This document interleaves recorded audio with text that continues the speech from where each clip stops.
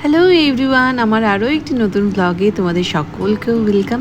তো সকাল সকাল বৃষ্টি মাথায় করে নিয়ে এখন বেরোচ্ছি শিলিগুড়ির উদ্দেশ্যে।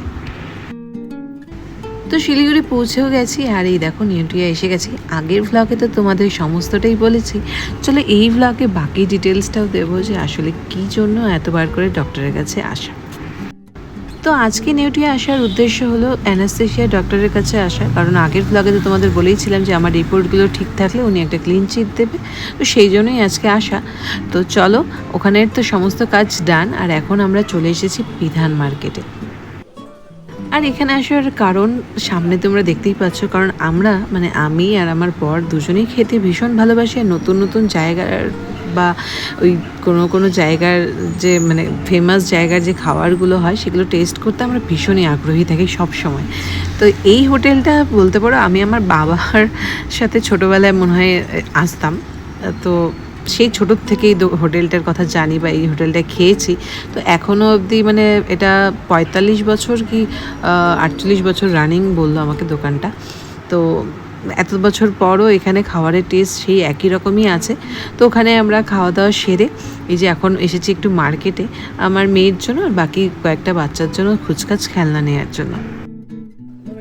তো মেয়ে তো আমাকে বাড়ি থেকেই বলে দিয়েছে যে বাইরে যখন যাচ্ছ আমার জন্য কি আনবে। তো ওর জন্য কি আনবো বলতে গেলে ওই খেলনাটাই আমার মেয়ে সব থেকে বেশি ভালোবাসে, কারণ আমার মেয়ে খেলনার প্রতি অবসেসড।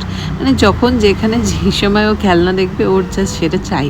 তো যাই হোক, ওর জন্য ওর পছন্দ মতন খেলনা নেওয়া হয়ে গেছে। আর এখানে এত দোকান আছে যে তুমি দেখে বা ঘুরে শেষ করতে পারবে না। তো আমার মনে হচ্ছিলো কোনটা ছেড়ে কোনটা কিনবো, বাট আজকে তো আর আমরা তেমনভাবে কেনাকাটা করার জন্য আসিনি। তাই ওই বাচ্চাদের জন্য খেলনা নিয়েই আর দুজনে দুটো কভার কিনেছি ফোনে, সেটা নিয়ে এই যে দেখো এখন চলে এসেছি দাদার ফ্ল্যাটে, কারণ এখানেই আজকে আমরা থাকবো, কারণ কাল আমার সার্জারি। তো এই যে দাদার ফ্ল্যাটে এসে সন্ধেবেলা আর আমাদের ঘরে ভালো লাগছে না, তার কারণ ফ্ল্যাটে দাদা বাদে আর কেউ ছিল না, কারণ দিদিভাই আর মানে রিদিত চলে গেছিলো, ওদের কলকাতায় একটা কাজ ছিল সেই জন্য।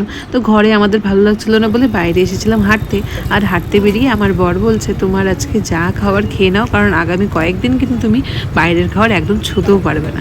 তো সেই জন্য ভাবলাম যে লাস্ট আমার মোমোটাই খাওয়া বাকি ছিল, তো সেটাও খেয়ে নিলাম। আর খেয়ে দিয়ে নিয়ে এই যে এখন ফিরছি ফ্ল্যাটে।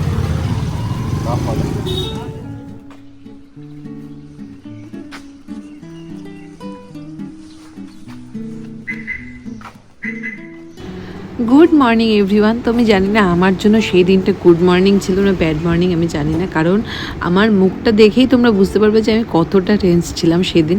তো যাই হোক, অনেকটা টেনশনের মধ্যে থাকলেও মনে হচ্ছিলো যে এতদিনের একটা যে আমি কষ্ট পাচ্ছিলাম সেটার থেকে একটু নিস্তার পাবো, কারণ আমার বিগত অনেক দিন ধরে না ওই 3-4 মাস হয়তো লাস্ট কন্টিনিউ আমার প্রচণ্ড গ্যাস হচ্ছিলো, আর সেই থেকে আমার প্রচণ্ড পেট ব্যথা হচ্ছিলো।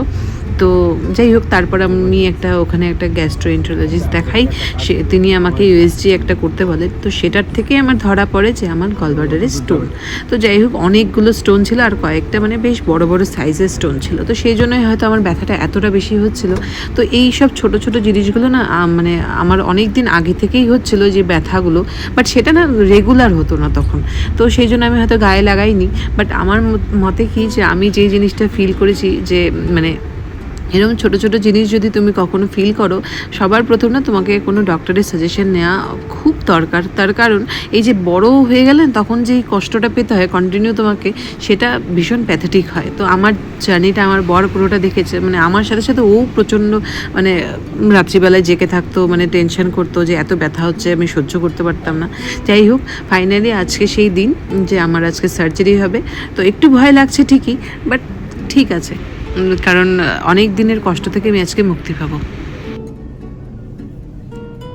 তো এখানে তো আমি চলে এসেছি সকাল ওই 9টার মধ্যেই, কারণ আমাকে বলা হয়েছিল যে 8:30টার মধ্যে আসতে হবে আমাকে, ওই আর 8:30টার মধ্যেই অ্যাডমিট হতে হবে এরকম বলেছিল। তো যাই হোক, 8:30টার জায়গায় আমি 9টায় এসেছি। তো এখানে আসার পর ওই আমাকে বলে দিয়েছিল যে তারপর থেকে আমি মানে জলও খেতে পারবো না, খাওয়ার তো দূরের কথা। তো সেরকম করে আমি ওই যে দেখো এখন প্রায় রাত 12:30 বাজে, আমার এখন মানে ওটাই ডান। এখন আমাকে এই যে খেতে দিয়েছে, আমার ওটি ওই 4:30 নাগাদ হয়েছিল, তো 4:30 থেকে মানে ওই 6টা অবধি হয়েছিল। তারপর আমাকে বেডে দিতে দিতে ওই 7টা 7:30 হয়ে গেছিলো। তো হয়তো কিছু নিয়ম আছে যে 6 ঘন্টা বা কয়েক ঘন্টা পর হয়তো খেতে দেয়, তো সেরম সেই মতে আমার এই যে 12:30টার সময় খাওয়ার টাইমিং ছিল, এই যে খাবার দিয়ে দিয়েছে সেটা ভীষণই অখাদ্য ছিল খেতে।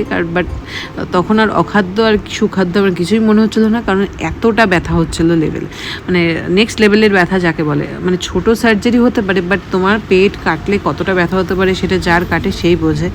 তো এই যে গুড মর্নিং, এখন এটা ছিল নেক্সট ডে আমার হসপিটালে। তো সকাল সকালই উঠে গেছি, ওই 5:30টার মতন বাজে, কারণ আমি তোমাদের বলেইছিলাম আগের ফ্লগে যে আমাকে একটা প্রথমে যেই রুমে রেখেছিল সেই রুম থেকে শিফট করে 2 বেডের একটা রুমে নিয়ে যাবে। তো সেই 2 বেডের রুমে চলে এসেছি, বাট আমার কপাল এতই খারাপ যে আমার পাশে যিনি ছিলেন তিনি এত মাত্রায় নাক ডাকে যে আমি সারাটা রাত তেমনভাবে ঘুমোতে পারিনি। এক তো আমার ব্যথা ছিল, দ্বিতীয়ত ওই আওয়াজের জন্য আমি ঘুমোতে পারছিলাম না। তো যাই হোক 5:30টায় উঠে গেছিলাম, উঠে ড্রেস চেঞ্জ করে দিয়েছে, তারপর আমার বেডটাও ওরা ক্লিন করে দিয়েছে। এখন চা দিয়ে দিয়েছে, ওই 7টা 6:30 7টা বাজে চা দিয়ে দিয়েছে, আমি চা খেয়ে নিয়েছি। আর এই এখন সকাল বাজে 8:30 কি 9টা, আমার ব্রেকফাস্টও দিয়ে দিয়েছে।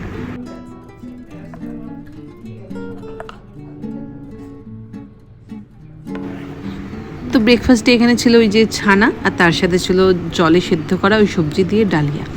তো খেতে ভালো না লাগলেও আমি জানি আমাকে এখন এগুলোই খেতে হবে, কারণ এখনও আমার কেন জানি না আজকেও আমার প্রচণ্ড ব্যথা হচ্ছে, কি জানি না। এক তো কাটা জায়গাটার ব্যথা আছে, দ্বিতীয়ত গ্যাস মানে এখনও হচ্ছে। তো ডাক্তার বললো এগুলো নর্মাল, কারণ যেহেতু আমার শরীর থেকে একটা অঙ্গ বাদ চলে গেছে, তো স্বাভাবিক তার রিয়াকশান তো কিছু না কিছু হবেই। তো গ্যাস তো আমার প্রথম একটু একটু হবে, আস্তে আস্তে সেটা ঠিক হয়ে যাবে। তো ব্রেকফাস্ট করার পর এই যে ফলও চলে এসেছিলো, আর ফল আমার সব থেকে পছন্দের, কারণ ফল যাই দিক না কেন আমি খেয়ে নিতে পারবো। আমার ভয় লাগে না, অল্প লাগছে আমাকে যখন নিয়ে। তো ভয়ের ব্যাপারটা সত্যিই আমার লেগেছিল, কারণ যখন আমাকে ওটিতে নিয়ে যাচ্ছিলো না, তো আমি যখন ওই যেই রাস্তাটা দিয়ে মানে আমাকে নিয়ে যাচ্ছে ওটিতে, সেই পুরো রাস্তাটা করিডোরটা জুড়ে কেউ ছিল না আমার ফ্যামিলির লোক, মানে আমার বর আর দাদাই ছিল যেহেতু ওখানে। তো আমি ভাবছিলাম, আমি এক্সপেক্ট করেছিলাম যে ওরা হয়তো কেউ থাকবে, মানে অ্যাটলিস্ট আমার বরের মুখটা আমি যাওয়া মানে ওটিতে ঢোকার আগে দেখতে পাবো। বাট কপাল এতটাই খারাপ যে কেউ ছিল না। আমি মুখ উঁচিয়ে উঁচিয়ে দেখছিলাম ওদেরকে যে মানে আছে কি না। তো একজন জूनियर डॉक्टर ही बोलছে आप किसको देख रहे हो, यहाँ पर कोई नहीं है क्योंकि वो लोग बाद में आएंगे। তো যাই হোক শুনে মনটা খারাপ হয়েছিল আর টেনশনও লাগছিল। তো ওটি রুমে ঢুকে যে মানে কি প্রকার যে একটা ভয় লাগছিল তোমাদের কি বলবো, যে ওটি রুমে গেছো সে হয়তো ফিল করতে পারবে। তো সমস্তটা কাটিয়ে এই যে এখন বিকেলে চা খাচ্ছি, আর খেয়ে দিয়ে নিয়ে এরপর আমার ছুটি হবে। তো অপারেশন কালকে হয়েছে আর আজকেই ছুটি দিচ্ছে, এটা একটা বিশাল বড় পাওনা আমার কাছে, কারণ আমি যতই মানে অসুস্থ থাকি না কেন আমার মনে হয় আমি বাড়ি গেলে অনেকটাই সুস্থ হয়ে যাব। আর তার উপর মেয়ের জন্য মনটা টানছিল, কারণ আমি পরশু এখানে এসেছি, মানে মাঝখানে 2 দিন হলো আর আজকে বাড়ি ফিরছি। তো এই 2 দিনেই না আমার মনে হচ্ছে কত দিন হয়ে গেছে আমি মেয়েকে দেখি না। তো সেই জন্য মেয়ের জন্য মনটা টানছিল, তাই মনে হচ্ছিলো কখন বাড়ি যাব। তো ফাইনালি এখন বাড়ির পথে, তো আর কিছুক্ষণ পরেই বাড়ি পৌঁছেও যাব। আর গাড়ি একটু আসতেই চালাচ্ছে, কারণ যেহেতু আমার কালকেই সার্জারি হয়েছে। তো চলো আজকের মতন ব্লগটা এটুকুই, দেখা হচ্ছে খুব তাড়াতাড়ি অন্য কোনো ব্লগে। সবাই ভালো থেকো, সুস্থ থেকো, টাটা বাই।